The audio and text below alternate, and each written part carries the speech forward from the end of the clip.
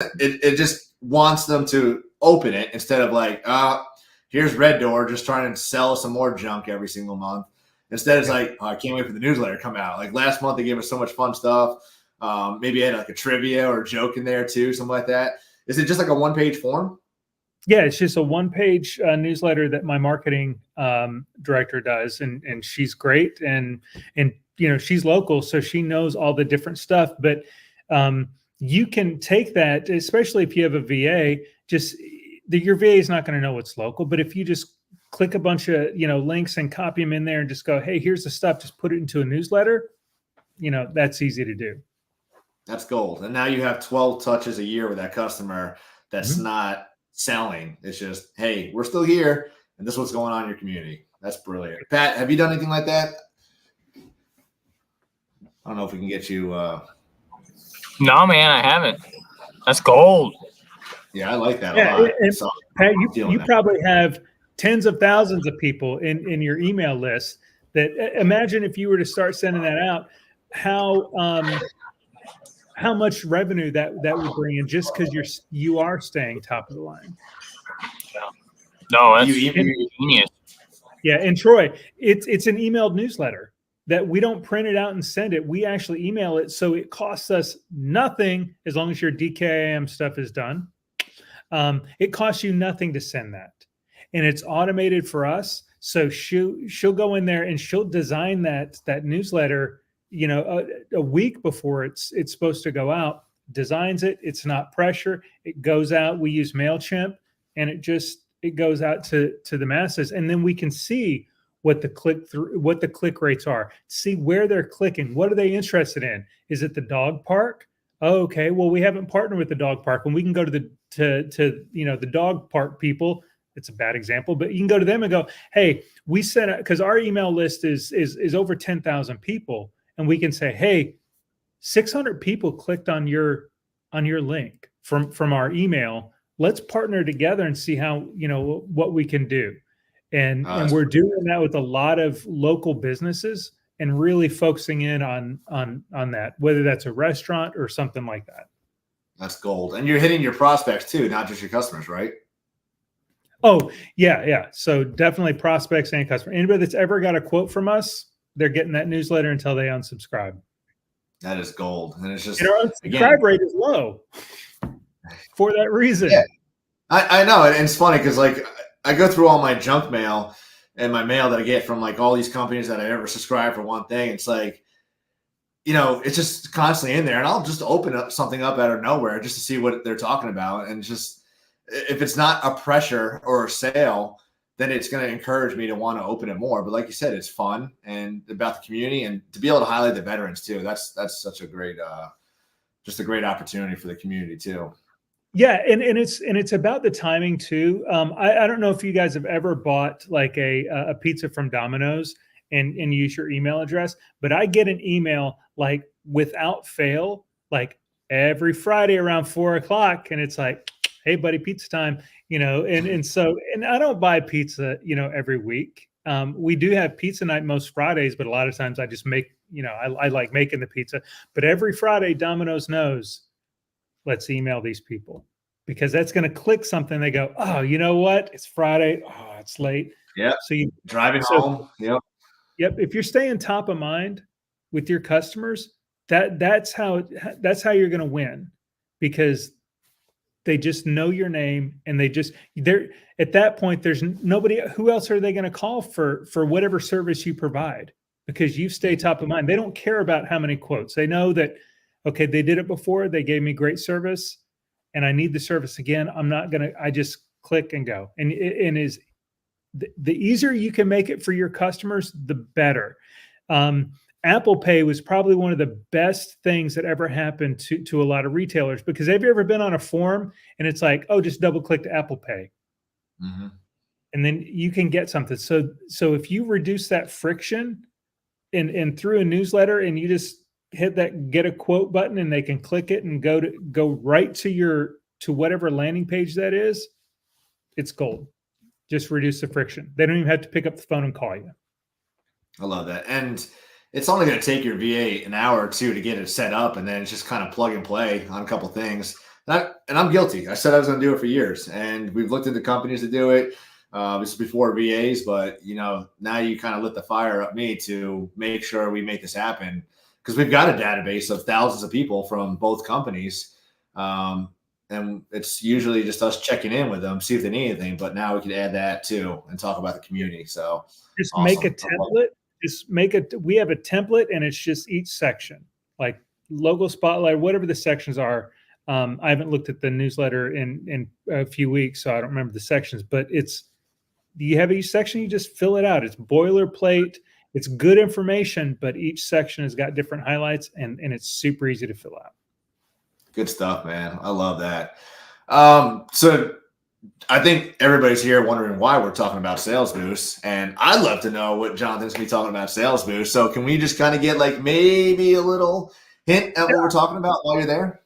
Yeah. So, as an entrepreneur, everybody's kind of looking for the easy button. They're looking for the magic bullet. They're going to go, what is that one magic bullet? What's the secret sauce? What's the thing that one thing that's going to completely change my business? Is it a marketing thing? Is it a newsletter? Is it this?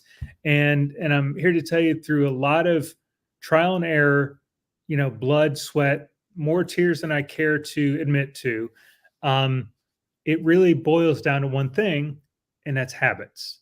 What habits do you have? And habits are so difficult to form. It's not easy to form those habits. Like there's only a small percentage of people that pop out of bed wanting to go to the gym, and I don't know if anybody in the world pops out of the bed and wants to go to the gym, but there are people that do it. Yeah, I do it. Yeah. It's not easy, but I do it. Yeah, because you have that habit.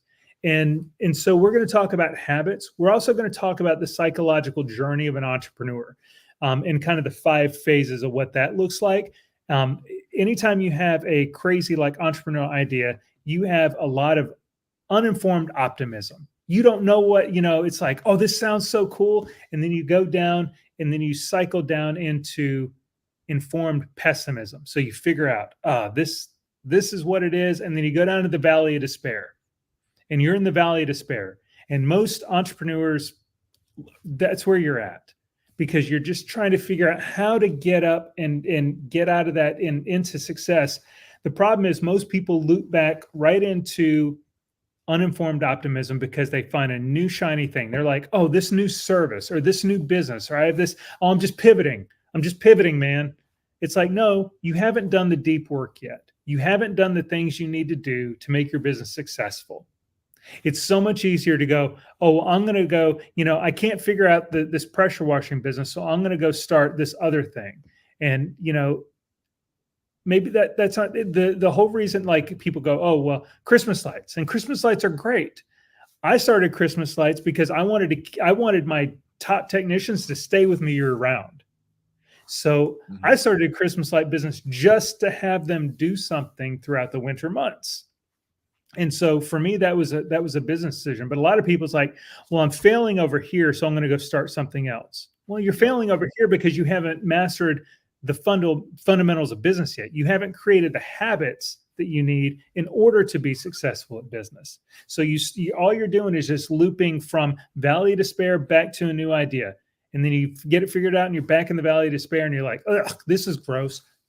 Back to the top, without ever accomplishing anything. And most people stay in that cycle for decades. I was in that cycle for years until I finally figured it out and go, oh, wait, no, I have to learn this lesson. And this is a human thing. It's not even a business thing. How many people do you know, JC, that it's either an employee, and this happens to employees a lot, or people that that their car's always breaking down, or they always have money problems, or it's always the same thing over and over.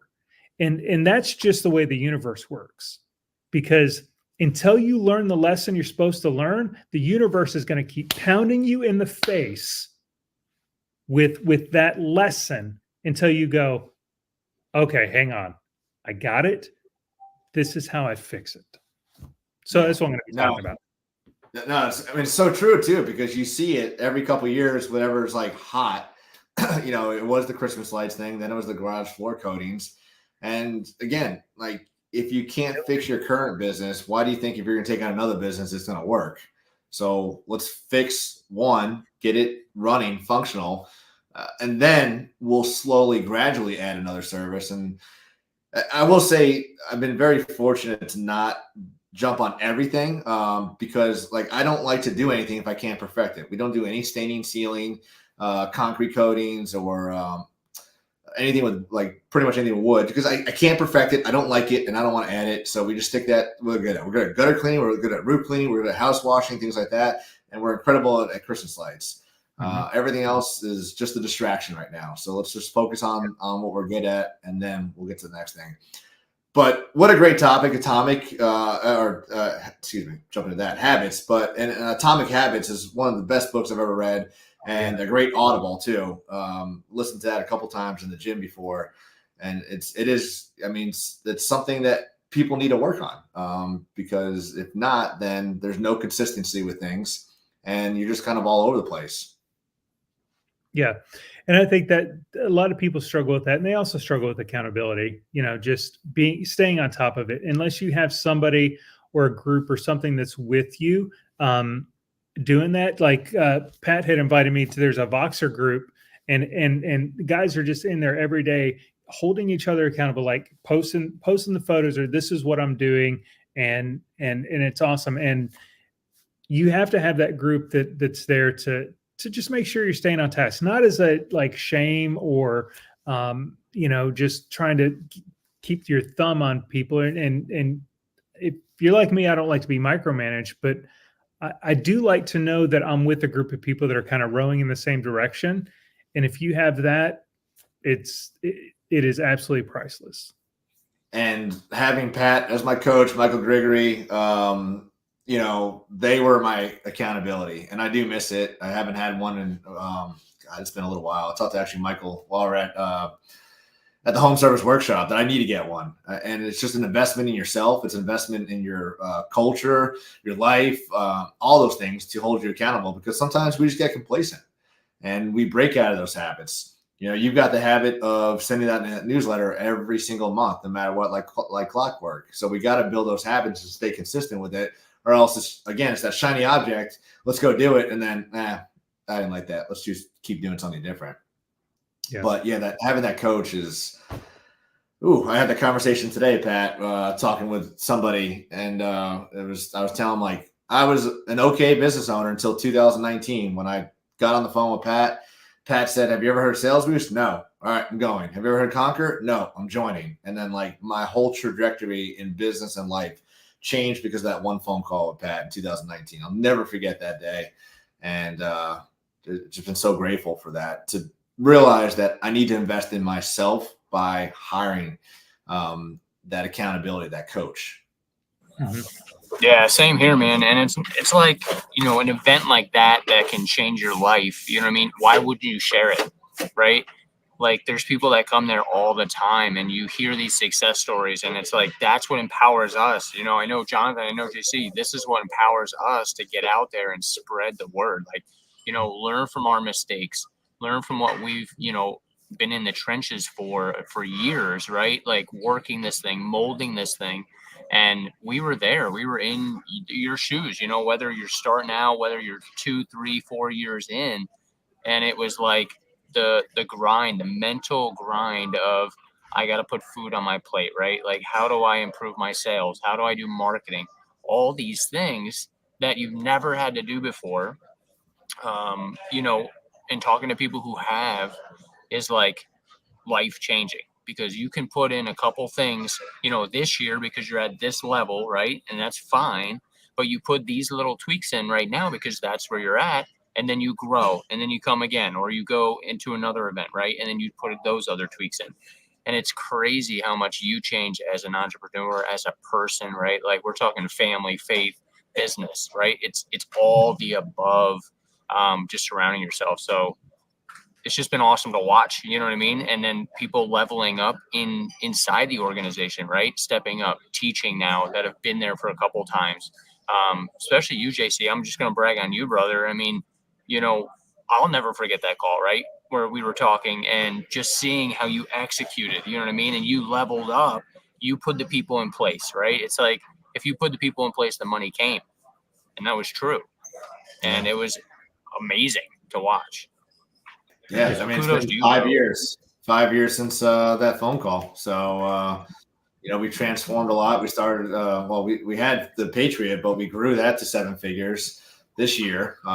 So just in 5 short years, we were able to get to that in a very small market too, mind you that. But had I not, made that leap and gone to Sales Boost, I've been to Sales Boost 3 times now. Every time I go there, something's changing within the business because we're in a different mindset.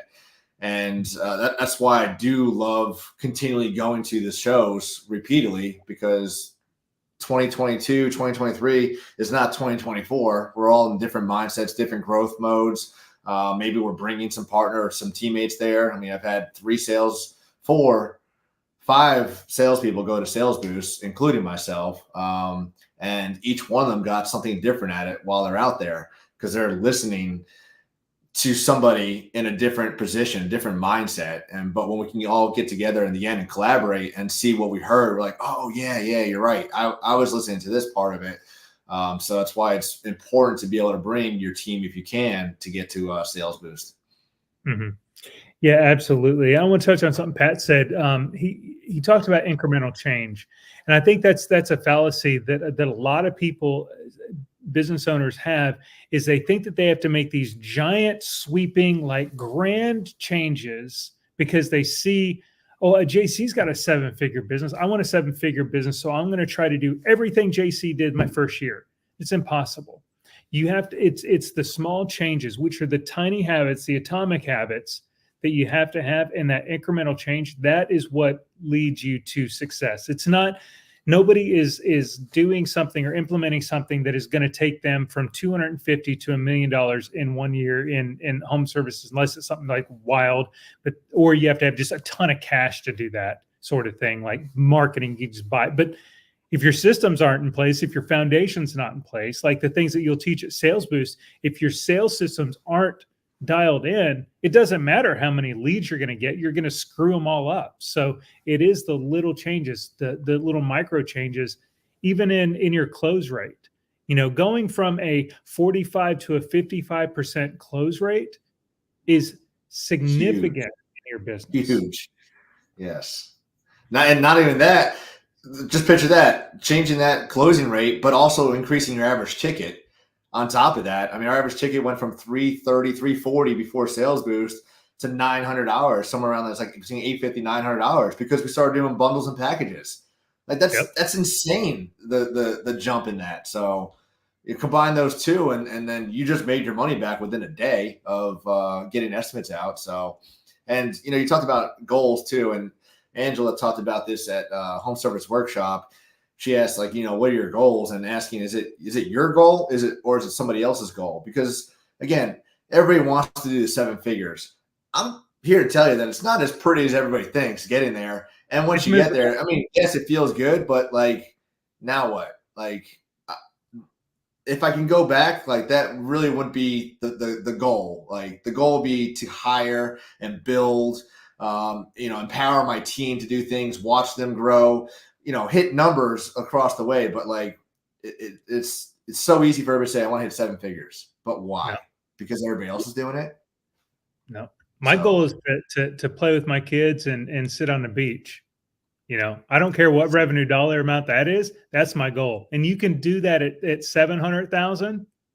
Yes. And you can do it, or you can starve at 1.2 million. Ask me how I know. Yes. Growth can be good, but it can be ugly. Yeah. All right. So for all our viewers, we're here talking about Sales Boost. Sales Boost is March 20th to 23rd, Wilmington, North Carolina. Go to salesboostlive.com to get your tickets. We are selling tickets really quickly, and the room block is filling up fast. Pat, you've done this before. What happens when the room block fills up? You're out. You're not getting out. Them. Yeah, and we've got a very good room rate scheduled or reserved for everybody. So we want to make sure that everybody who's going takes advantage of that room rate. Wilmington, North Carolina, it's a pretty incredible place right on the river. It's a fun place to be in March. incredible lineup. I mean, Jonathan will be there. Pat will be there. I don't want to go through all of them because it's 22 just action-packed value speakers going on stage talking about everything you can do to change yourself, change your mindset, and increase your sales and build up your sales team while doing that. I've talked about it before. The sale starts with a phone call and it ends with a technician. So there's always room for a sale opportunity, not just a salesperson going out there. The admin can call prior to doing the job and say, hey, I see you don't have your gutter clean on there. Do you want to go ahead and get that scheduled? We'll give you a $25 discount. Cool. Technicians out there doing some upsells. They make some money by doing the upsell, 10% for whatever they upsell, 15%, whatever it is. So there's always room for opportunity for a sale throughout the life cycle of that customer. Absolutely. All right, gentlemen, I appreciate your time. Thank you for everybody who joined us today, and we will see you next time. Take care. Sounds good. Take care.